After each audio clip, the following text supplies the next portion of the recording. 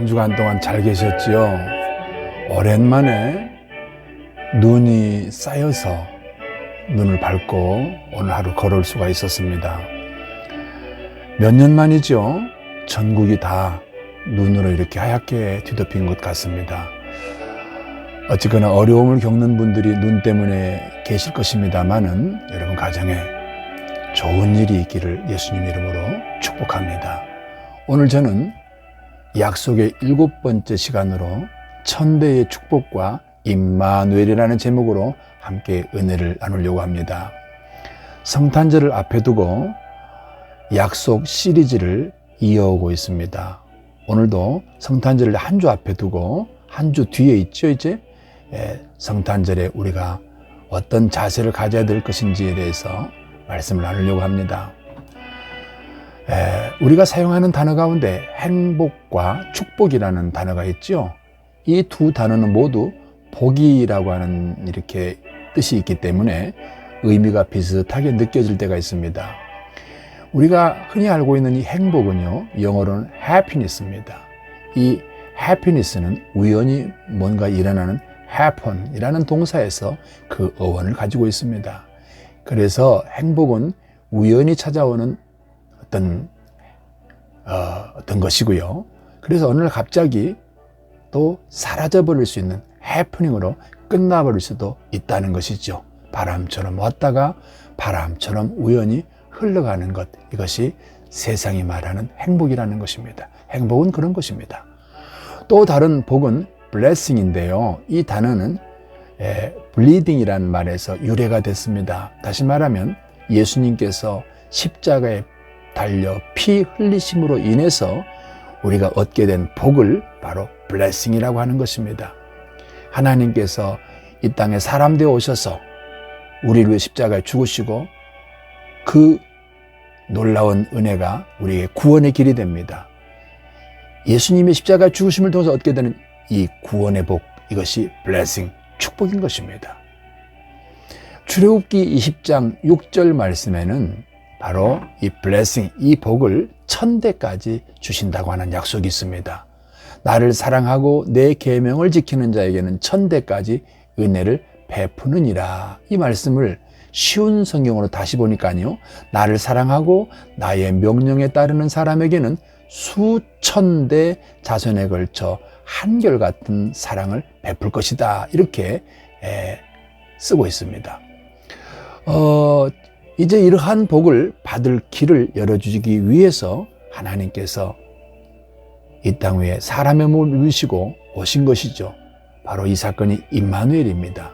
그렇게 오신 분의 이름이 예수님이십니다.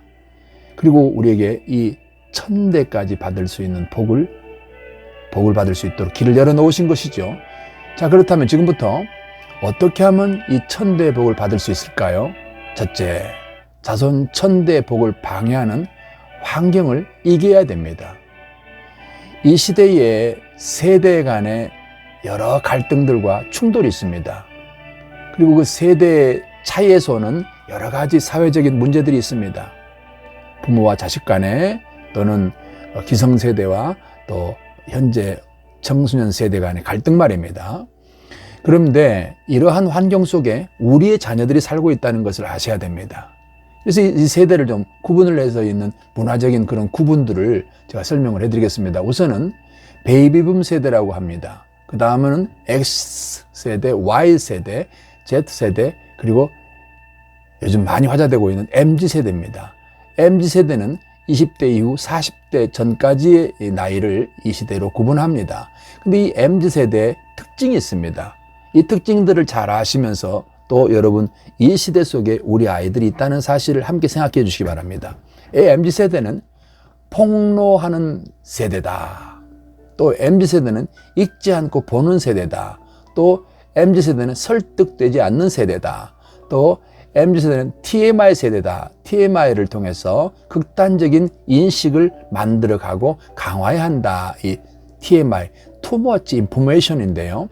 SNS를 통해서 자기의 주장을 전하고 또 함께 할 많은 사람들과 이 연대의식을 가지고 어떤 일을 일으켜 나가는 그런 세대라는 말입니다. MZ세대는 또 비혼 세대라는 것입니다. 비혼하고 비출산은 미래의 행복을 위한 선택이라는 그런 관념을 가지고 있는 세대입니다. 또 MZ세대는 결혼 개념이 좀 다릅니다. 사람이 아니라 자기가 사랑하는 모든 대상, 즉 동물이든 식물이든 무생명체, 그것이 무엇이든 가능하다는 것입니다. 최근 일본에서는 남성이 로봇과 결혼을 했고 인도, 태국, 인도네시아, 동아시아 쪽에서는 동물과 결혼하는 사례들이 이렇게 계속 뉴스에 보도가 되고 있습니다. 또한 MZ세대는 프리섹스에 노출된 세대입니다. 프리섹스란 말은 사회적으로 도덕적으로 관습에 구애받지 않은 그런 성문화를 지향하는 그런 세대라는 것입니다. 또한 MZ세대는 동성애와 동성혼에 노출된 세대입니다. 국가가 나서서 차별금지법을 개정하려고 하는 그런 시도를 하고 있습니다. 2007년부터 2022년까지 국회에서 약 10여 차례 이 차별금지법이 제안이 됐었습니다. 그러나 그동안 국회 임기로 만료가 되거나 폐기되거나 철회됐습니다. 이 법안을 철회한 한 의원은 이런 얘기를 했다고 합니다. 대형 교회에서 많은 항의가 있었고 큰 반대에 부딪혔다. 이걸 다르게 말하면 교회가 지금 이 차별금지법을 막아서고 있는 것입니다. 교회 때문에 우리나라에는 차별금지법이 도입이 안 되고 있는 아주 그런 상황입니다. 그래서 동성애, 동성혼, 개헌을 반대하는 전국 교수연합의 그런 얘기도 해드리겠습니다. 전국 교수연합 전국 348개 대학 3,239명이 동성애, 동성혼 개헌을 반대하는 그런 성명서를 냈습니다. 예, 이들의 얘기는 첫째, 개정 헌법에는 현행 헌법처럼 혼인을 양성 평등에 기초해서 한 남자와 한 여자의 결합으로 분명히 나타내야 된다. 두 번째, 개정 헌법에는 평등 및 차별금지 사유를 포괄적으로 규정하지 않고 현행 헌법에 규정된 성별, 종교 또는 사회적 신분 외에 대다수의 국민들이 합의할 수 있는 장애나 나이, 언어, 인종을 추가하되 합의된 것만 한정적으로 열거해야 한다. 세 번째, 개정 헌법에는 성평등 조항을 신설하는 걸 반대한다. 가정은 물론 다양한 영역에서 여성들의 권익 확대를 위해서 새로운 조항을 신설한다면 반드시 양성평등을 기반으로 해서 신설해야 된다. 한 남자와 한 여자를 통해 이루어진 가정과 가족이 사회의 기본 구성이 될 때 건강하고 자연스러운 대한민국의 미래가 이루어질 것을 확신하며 이러한 내용이 개헌 헌법의 기본 가치로 지켜질 것을 강력히 요구한다. 이렇게 밝히고 있습니다. 이러한 세속적 환경 속에 우리네 성도들의 크리스찬 자녀들이 살고 있다는 것입니다. 그래서 다음 세대가 천대까지 복을 받게 하기 위해서는 바로 이러한 세속적 문화에 우리 아이들을 지켜낼 수가 있어야 됩니다. 그러려면 어떻게 해야 될까? 두 번째입니다. 이제는 교회가 전문성을 갖춘 지도자를 세워야 됩니다. 하버드 대학 교문에 하버드 정신이 써 있다고 그러죠. 그 교문에 이런 개념이 있다고, 이런 글이 있다고 그럽니다. 학문을 발전시켜 자자손손에게 영원히 전해주며 목회자의 전문성을 개발해서 장차 교회가 학문을 배우지 못한, 즉 여기서는 저는 이렇게 이해하고 싶습니다. 전문성을 갖추지 못한 목회자에게 맡겨지는 일이 없도록 해야 된다. 이렇게 저는 해석하고 싶습니다. 다음 세대 청년 사역을 중점 사역으로 이끌어갈 전문성을 가진 지도자가 이 시대에는 반드시 필요합니다. 다음 세대를 위한 목회는 어떻게 하느냐 하는 것, 즉 노하우보다 필요한 더 중요한 것은 노와이입니다. 노와이. 그것을 왜 해야 되는가에 대한 분명한 자기 질문을 가지고 있는 그런 목회자가 있어야 됩니다. 그런 지도자가 세워져야 한다는 것입니다. 교회가 이 시대의 현실을 하나님의 눈으로 통찰하고 당대 목회뿐만 아니라 다음 시대를 세워나갈 다음 세대를 바라보는 장기적인 목회 방향을 세우는 지혜를 기도함으로 구해야 합니다. 하나님께 쓰임받은 성경의 위대한 일꾼들은 한결같이 후대를 준비하는 후환이 있었습니다. 아브라함은 그의 후손들을 위해서 막벨라 굴과 근처에 토지를 구입하느라 천문학적인 돈을 투자했다고 그렇게 기록하고 있습니다. 또한 모세는 자기가 직접 가나안에 들어갈 꿈이 무너졌지만 목자 없는 양 같은 백성들을 위해서 여호수아를 후계자로 세웠습니다. 다윗은 아들람 굴 망명 중에도 통일시대를 열어갈 400명의 용사들을 양성을 했습니다. 예수님은 지속적으로 집중한 사역은 젊은 12제자를 차세대 지도자로 양성해서 교회라는 전투적 아가페 공동체를 이루는 것이었습니다. 우리의 신앙 선배 중에도 차세대 준비에 전력한 그런 승학자들이 있었습니다. 1905년에는 옥중에서 회심한 이상재 선생은 조선을 살리는 길은 청년들을 기독교 정신으로 변화시키는 길밖에 없다라고 외치면서 전국을 누비며 청년들에게 성경을 가르치고 함께 어울리며 청년들을 하나님의 사람으로 키웠습니다. 또한 이승훈 장로는 나라가 주권을 상실한 절망적 시기에 오산 학교를 세우는데 전 재산을 바치고 독립 후 나라와 교회를 섬길 인재 양성에 전심전력을 기울였습니다. 영국 교회는요, 1940년대부터 약 반세기 동안 내리막길을 달렸습니다. 교회는 노인들과 아이들만 있었고 사회의 조롱거리잔으로 전락하고 말았습니다. 그런 와중에 로이드 존스, 존 스토트 이런 목사님들이 대학생 집회를 이끌었습니다. 그리고 그 대학생들을 전도했고 그들의 신앙적 질문에 해답을 줄 수 있는 책을 썼습니다. 글을 썼습니다. 이렇게 차세대를 준비한 덕에 지금 영국 교회가 다시금 일어나고 있다는 그런 얘기입니다. 자, 그렇다면 세 번째입니다. 자녀들에게 천대의 복을 받게 하기 위해서 필요한 세 번째, 우리의 자녀들이 다른 세대가 되지 않도록 하기 위해서 부모가 변해야 됩니다. 부모의 제일 큰 소원이 뭐겠습니까? 자녀가 잘 되는 것 아니겠습니까? 어떻게 하면 우리의 신앙의 자녀들, 우리의 믿음의 자녀들로 잘 자랄 수 있을까요? 몇 년 전에 한국교육개발원에서 800명의 기독교인, 비기독교인 부모들에게 설문조사를 했다고 합니다. 여기서 자녀 성공 요인이 무엇이라고 생각하는가라는 그런 질문을 했다는 거예요. 여기에 비기독교인 부모는 이런 대답을 했다는 것입니다. 첫째는 성실성과 노력하면 된다. 두 번째는 학벌과 연줄이 필요하다. 셋째가 가정이 타고난 재산이 있어야 된다. 이런 얘기를 했다고 합니다. 그럼 그럴 수 있겠죠. 그렇다면은 기독교인 부모들은 뭐라고 대답을 했을까요? 똑같은 질문에 대해서 첫째는 학벌과 연줄이 중요하다. 두 번째는 성실함과 노력이 필요하다. 세 번째가 신앙입니다. 라고 대답을 했다는 것입니다. 여기서 주목해야 될 게 뭐냐 그러면 기독교인 부모들의 의식 속에도 하나님 믿지 않는 사람과 다를 바가 없다는 것입니다. 하나님의 세 번째였습니다. 신앙의 세 번째였다는 것입니다. 하나님이 인생을 성공시켜주는 분이 아니라는 것이죠. 바로 이것이 오늘 우리 시대를 살고 있는 기독교인들의 문제라는 것입니다. 믿음의 유산을 자녀들에게 물려주지 아니하면 다음 세대는 없습니다. 믿음의 다음 세대가 세워지지 않는다는 말이죠. 사람은 누구나 태어날 때는 빈 상자로 태어납니다. 자녀는 부모의 DNA를 물려받게 됩니다. 태어나서부터 부모를 닮아갑니다. 이것이 가계력이 되어서 부모에게 있는 것이 자녀에게 대물림되는 게 많이 있습니다. 이제 부모들이 특별히 성도들 가정의 자녀들을 부모들이 유행적, 세속적 수평 문화에 방임하고 그렇게 내버려두면 안 된다는 것, 이거 우리가 함께 자각해야 됩니다.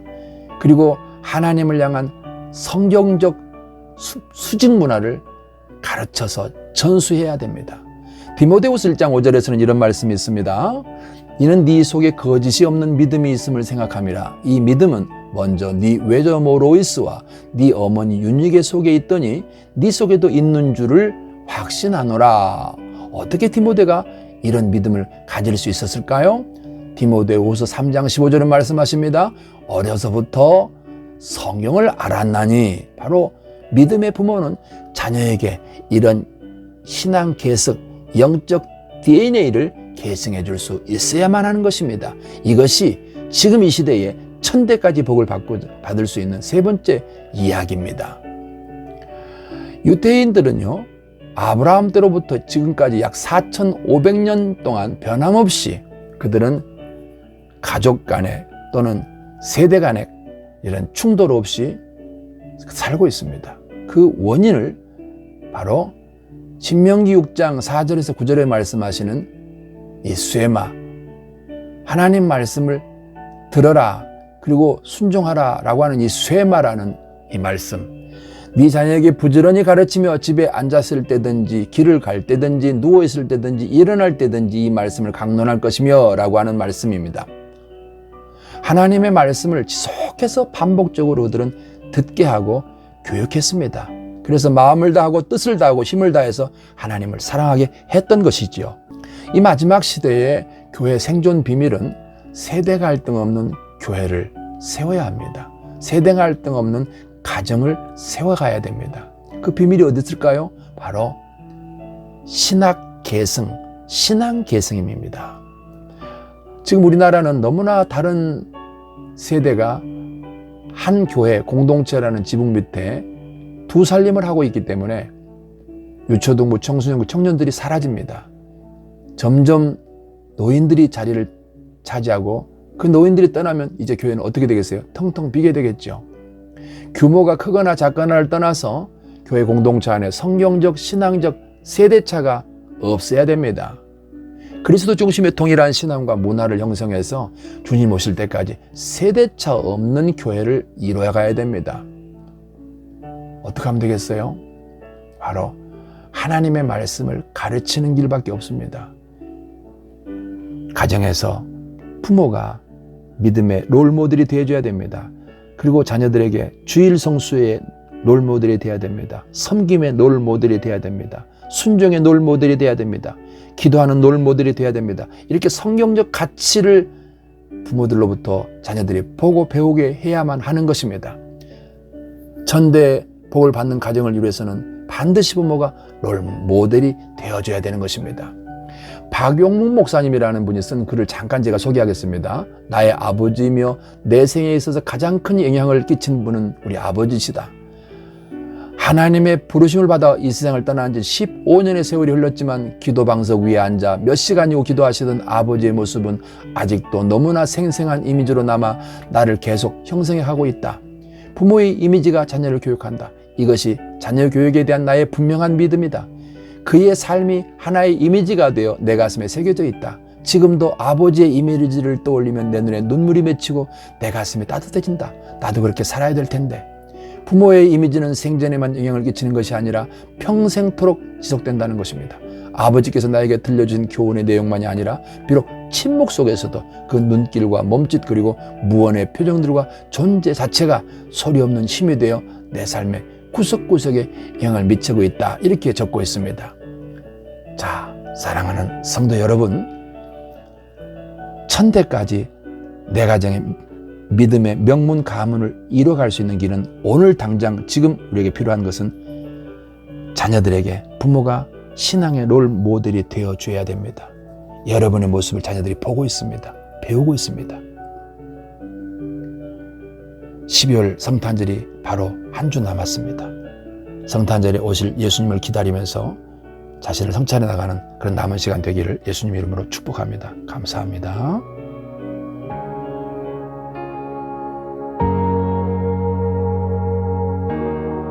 끝이 없는 그 사랑 나를 부르시네. 자격 없는 나를 오늘도 초대하네. 주의 은혜 그 은혜로 난 살아가네. 주의 사랑 나는 그걸로